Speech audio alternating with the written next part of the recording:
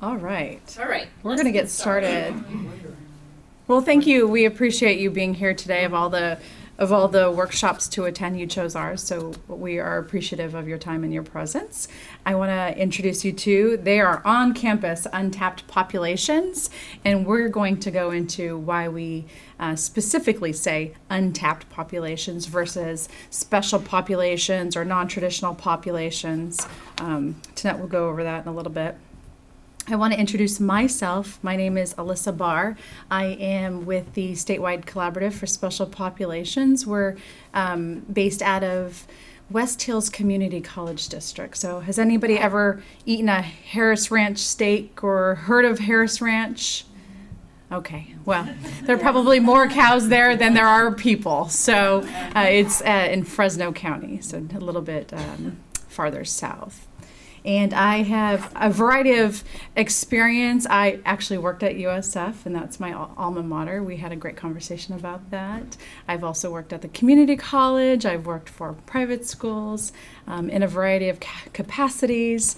I recently took some time out to slow it down a little bit. I had my first child, and but I'm doing like Title IX and student grievances and student disputes. So I don't know that that's really settling down that or slowing down that much, because you know how that can be. But and I'm also working on equity with the Statewide Collaborative, which is why I have the pleasure of presenting with Tonette. So I'm going to stop talking about myself and ask you to come right here in front of the mic. Sure, thank you. My name is Tonetta Salter, and I kind of went through and talked with each of you. We just had a new person join us. I am the equity analyst for the California Joint Special Populations Advisory Committee. That's long. It's called JSPAC. That's the acronym. Joint is represented because it's an effort between the California Department of Education as well as the California Community College Chancellor's Office.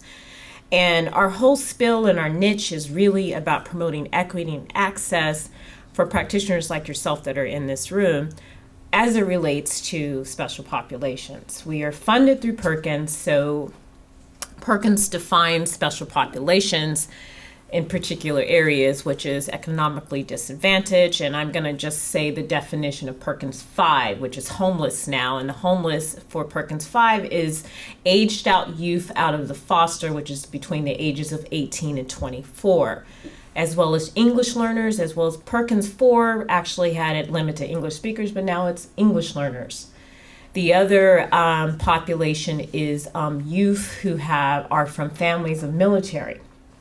That's another added wonderful population that we get to focus on now, as well as single parents, and that includes women who are pregnant, and non-traditional. And non-traditional really is referencing a particular gender that is 25% less represented in a particular industry, as in advanced manufacturing. Just an example of women representation in the industry of advanced manufacturing, it definitely is less than 25%.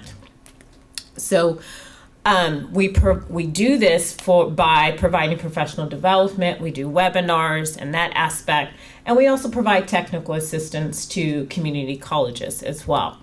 My colleague here, the Statewide Special Collaborative, they focus on the data. JSPAC focuses on content that is specialized in those areas that I just described as far as special populations. That, and my background actually is that I have been working for the Foundation of Grossmont Queen Mecca College for probably over 16 years. And in that capacity as a grant employee, I've worked on so many grants. Teacher Preparation Pipeline was one of them, before they had a collaborative. So I go back in the day before they had the collaborative. I have worked on when we had ARA. I have worked on out of displaced workers. I know you know some of that language. So a variety background, but really my emphasis and my education is a master's in psychology that focuses on organizational development and human performance. So I bring that to what I do now as far as equity. So we're going to get started with introductions. I got to know you guys, but I don't think you guys know each other. So first, we're going to do a little exercise. really quickly. When you see this image, what's your first impression?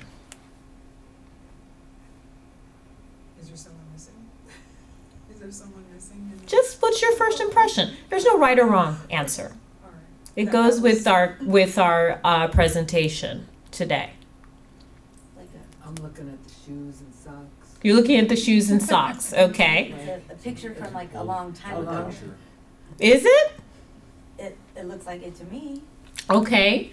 Is it a classroom? No. Okay, good question. Anything else? Anybody else notice anything? I put that arrow down and I'll tell you in a second what that arrow is. They look like a definitely minority population of students. Whoa, what did you just say? Minority Minority? track of populations. Correct. That's absolutely correct. There's no wrong or right answer. That's right. It is a minority population. So, anybody else before I tell you what this picture is of first impressions? A range of ages. Yes, a range of ages. Very good. Anyone else? Is it a migrant population? I think it's African American. Okay. Well, I can't see that far. I know it's hard, And it's a black and white kind of a picture, Yeah. too. but you know, what are you going to do? It is a black and white picture.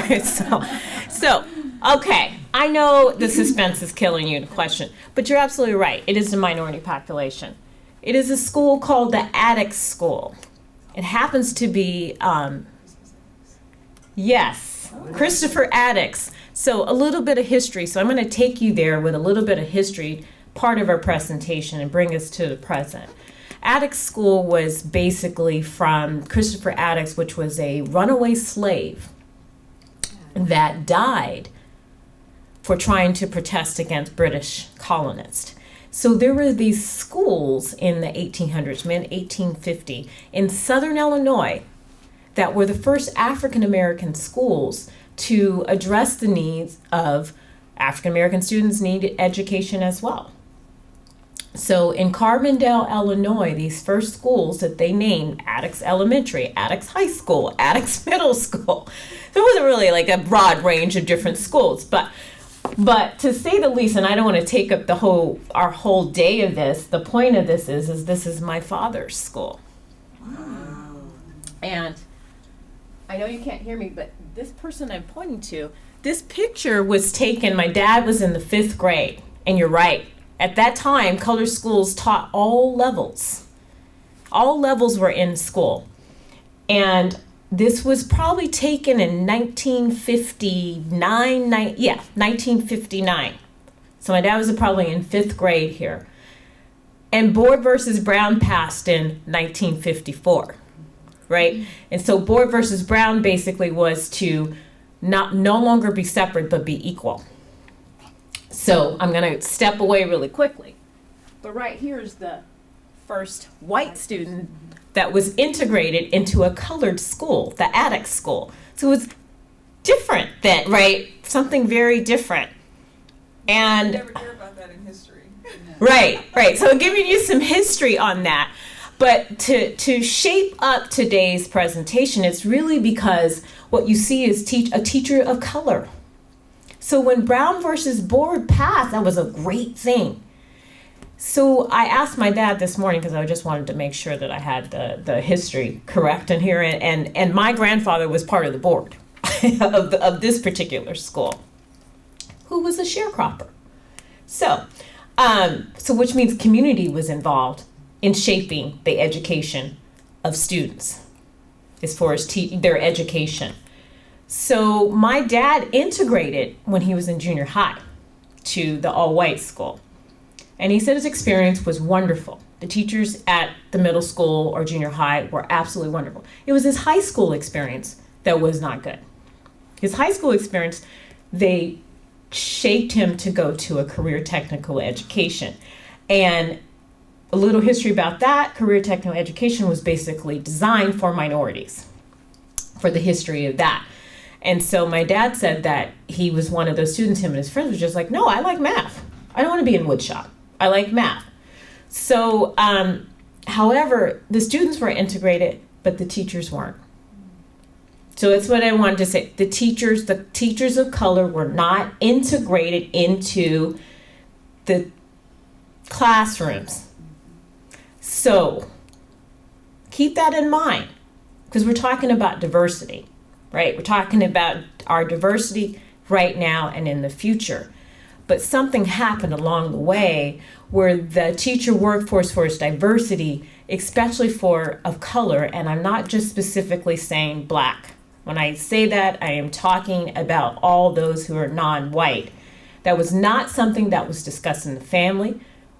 I'm not saying it was based off of Board versus Brown, but it definitely had an impact on that aspect because they were not integrated.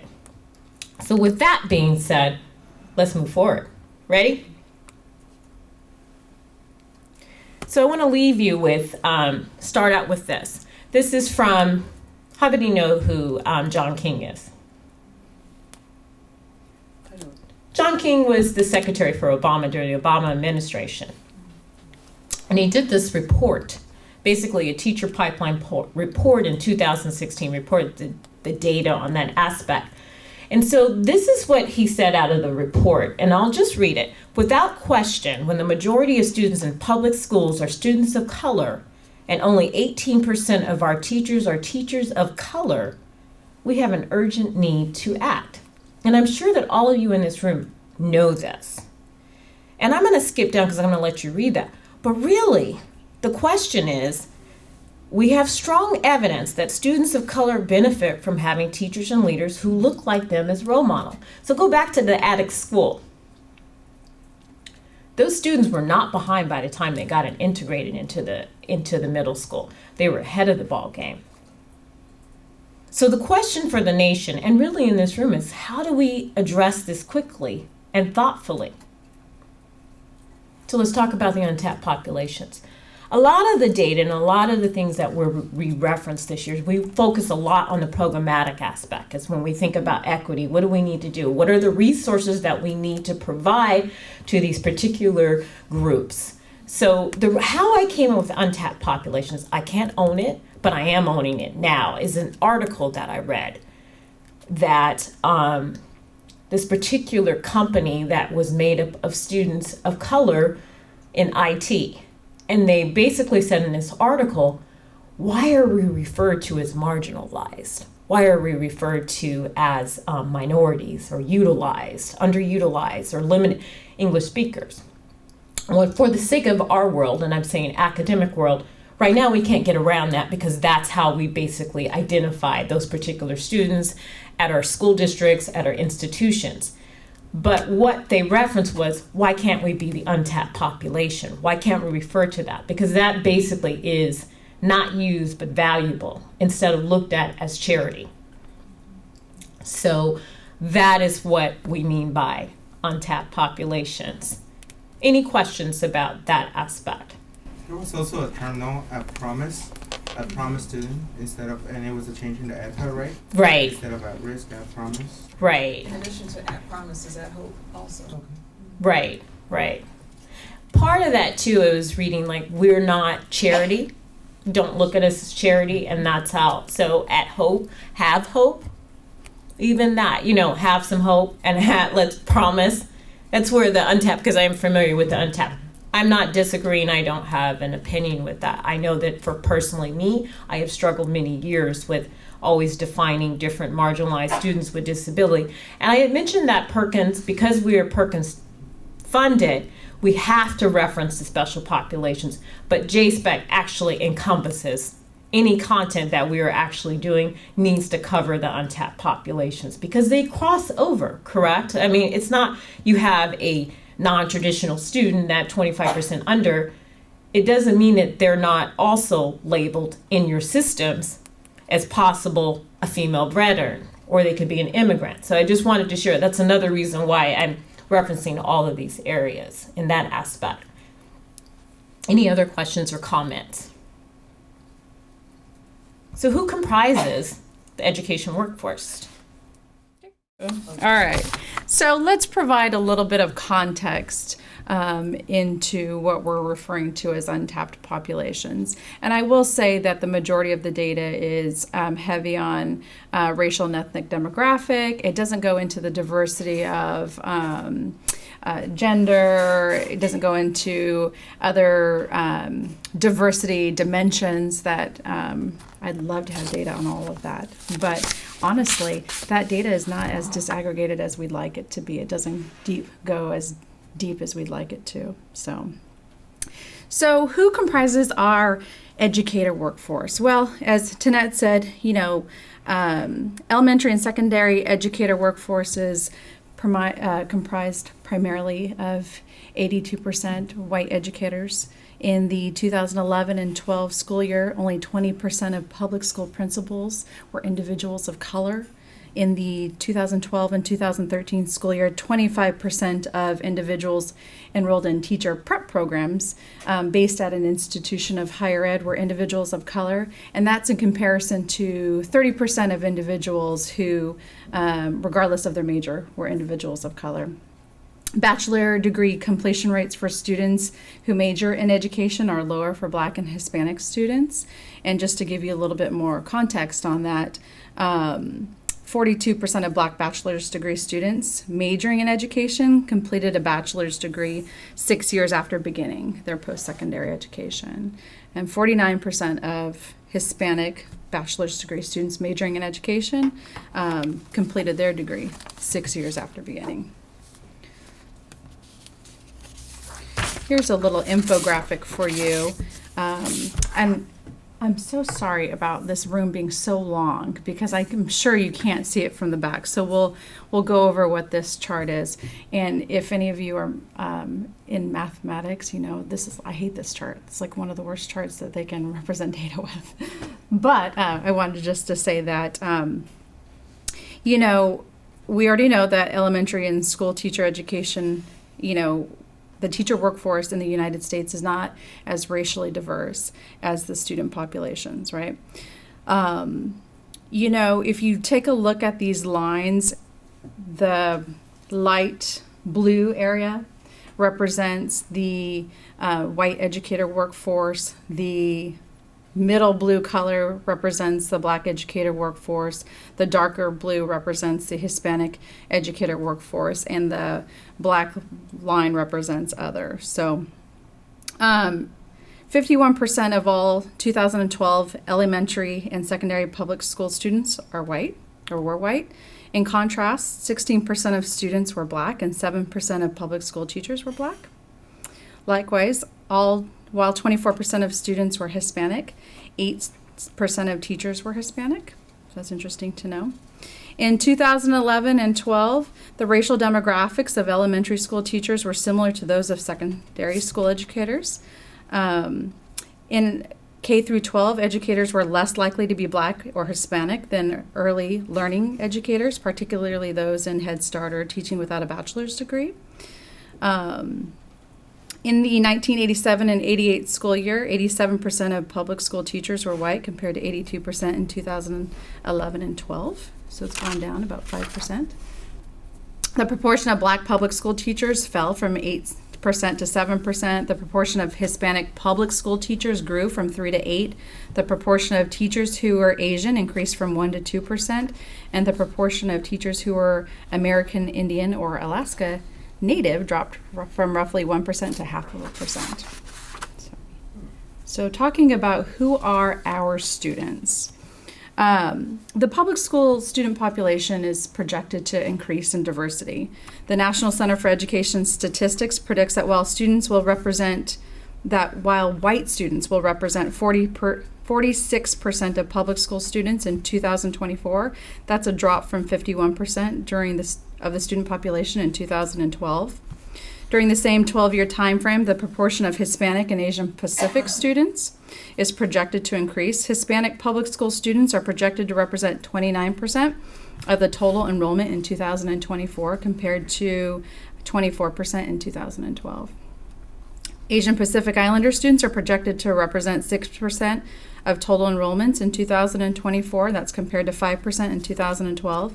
And Black students are projected to be 15% of all public school students in 2024, which is a slight decrease from 16% in 2012. So we know that diversity decreases at multiple points in the teacher pipeline in terms of from the point of when they enroll into college, then they get into their teacher preparation programs, to the point of completing their post-secondary education, entering into the workforce, and teacher retention. We just have a quick infographic that. Can you guys see that back in the back? Kind of, sort of. It's just a funnel basically that's saying that there's more diversity at the very beginning, and the diversity starts to funnel out by the time we get actual individuals of color into the workforce and actually retaining them. It's important to note that in the teacher pipeline, in addition to traditional teacher preparation programs and the traditional route, the following should be noted about the teacher pipeline. Historically, Black colleges and universities and alternative routes to teacher certification tend to enroll a more racially diverse population of teacher candidates. Alternative routes to teacher certification tend to enroll more racially diverse populations of candidates than traditional teacher prep programs. So something to think about. 42% of teacher candidates enrolled in an alternative teacher prep program, not based at an institution of higher education, were individuals of color. 35% of teacher candidates enrolled in an alternative teacher prep program based in an institution of higher education were individuals of color, and fewer teacher candidates enrolled in a traditional teacher prep program were individuals of color. That was 26%. So some interesting facts there. This is a distribution, a chart showing the distribution of new classroom teachers in geographic categories of districts by race and ethnicity in 2014, and just interesting to note that you see the most diversity in inner city areas in terms of faculty of color or instructors of color, teachers of color. You see the least amount of diversity in rural areas. I think these are things that you know, but good to point out. Challenges to most teacher candidates from the majority cultural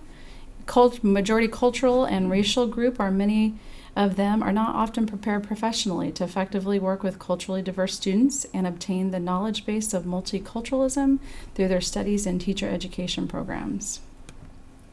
Sleater pointed out that most white candidates enter teacher ed with very little cross-cultural background, knowledge, and experiences, although they often bring naive optimism that coexists with unexamined stereotypes taken for granted as truth. I mean, and you know what I think of when I read this? I think of Michelle Pfeiffer in Dangerous Minds. Who hasn't seen that movie? We can come and we can transform everybody's lives, and it's going to be hunky dory. But so teachers may not be culturally competent to create a learning environment that builds on students, especially minority students, cultural knowledge, social interaction patterns. I spelled it incorrectly. My apologies. Learning styles and belief systems without receiving relevant knowledge base from teacher education programs. I'd want to say that there's a shift. We're beginning the shift in teacher preparation curriculum. And so we want to move away from expertise on subject content that ignores diversity and complexity that's embedded in the context of teaching in a multicultural school setting. The historically dominant notions of academically oriented teacher ed and prep in colleges and universities has focused on the Western white middle class biases in the curriculum that have led to an absence of non-Western and culturally diverse perspectives in the education of U.S. teachers and college faculties. The stats make a compelling case to approach teacher preparation and the teacher pipeline from two different directions, and this is what Tonette and I are proposing. It's because of this that JSPAC and the Statewide Collab are proposing that there needs to be both realignment and a better reflection. And so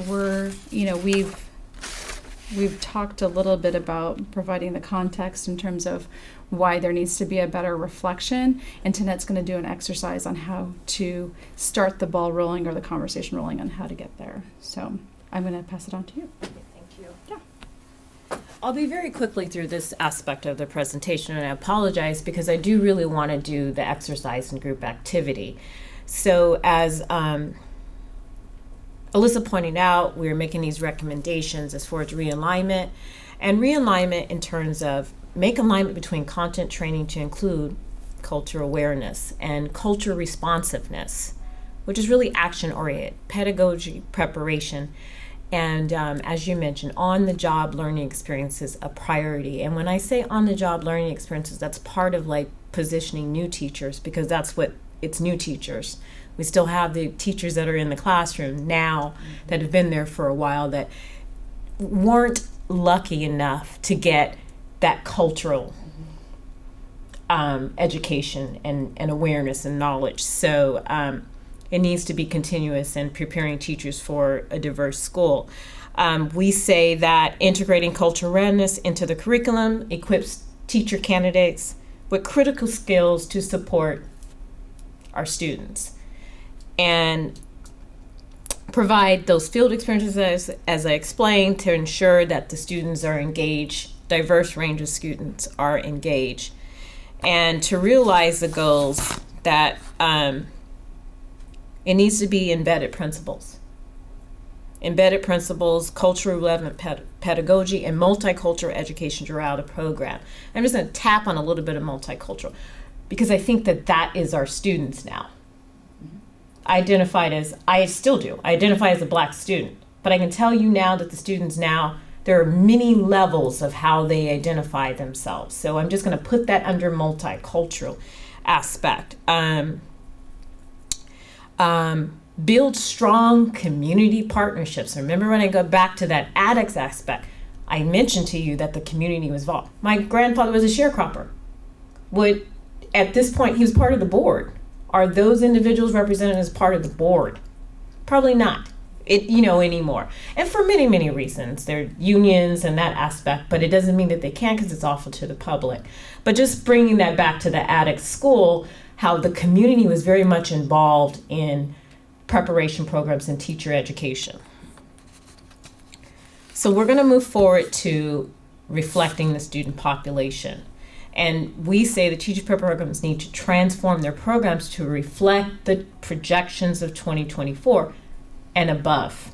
So I want to say that we just reflected for the sake of the data was projected out to 2024, but really we're talking about further than that. I just said it multicultural. That's how students identify themselves at many different levels. So learning about their differences.